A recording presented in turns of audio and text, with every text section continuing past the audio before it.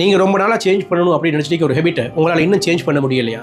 Charles டுஹிக் the power of ஹேபிட்னு சொல்லக்கூடிய அவருடைய புக்கில் சொல்லாரு, எந்த ஒரு ஹேபிட்டையும் உங்களால் சேஞ்ச் பண்ண முடியும். த ஹேபிட் லூப் அப்படிங்கிற ஒரு விஷயத்தை நீங்கள் சரியாக புரிஞ்சுக்கோங்களா இருந்தால், த ஹேபிட் லூப்னா என்னன்னு சொன்னால் கியூ, ருட்டீன், ரிவார்ட் அப்படின்னு 3 விஷயத்தை பிரிச்சுக்கிறாரு. நம்மளுடைய ஹேபிட்ஸ் எல்லாமே இந்த லூப்பில் சிக்கிக்கிட்டு இருக்குது அப்படிங்கிறாரு. ஃபார் எக்ஸாம்பிள், நீங்கள் ஒரு எக்ஸாமுக்காக வேண்டி ரொம்ப டீப்பாக படிச்சுட்டு இருக்கும்போது உங்களுடைய மொபைல் ஃபோனுக்கு ஒரு நோட்டிஃபிகேஷன் வருது. இதை நம்ம கியூன்னு சொல்லுவோம், ட்ரிகரிங் பாயிண்ட். அந்த நோட்டிஃபிகேஷன் வந்த உடனே நீங்கள் ஃபோனை எடுத்து யார் அந்த மெசேஜ் போட்டிக்கிறா அப்படின்னு பார்க்கறதுக்கு ட்ரை பண்ணுறீங்க. மெசேஜை பார்க்குறீங்க.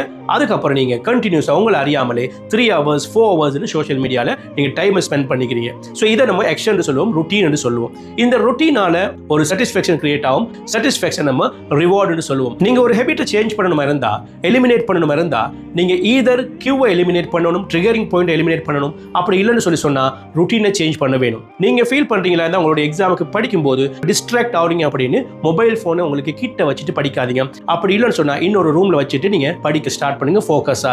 ஏன்னா இந்த ட்ரிகரிங் பாயிண்ட் இருக்கும் பொழுது, ட்ரிகர் ஆகும்போது உங்களுடைய பிரெயின் ஆட்டோ பைலட் மட்டும் ஆக்டிவேட் ஆகி உங்களுடைய மொபைல் போனை எடுத்து ஸ்க்ரோல் பண்ண ஆரம்பிக்கும். ஸோ இந்த ஹேபிட் லூப்ஸை நீங்க சரியா பிடிச்சிக்கிட்டீங்களா இருந்தா எந்த ஒரு ஹேபிட்டையும் உங்களால சேஞ்ச் பண்ண முடியும், ஃபார்ம் பண்ண முடியும்.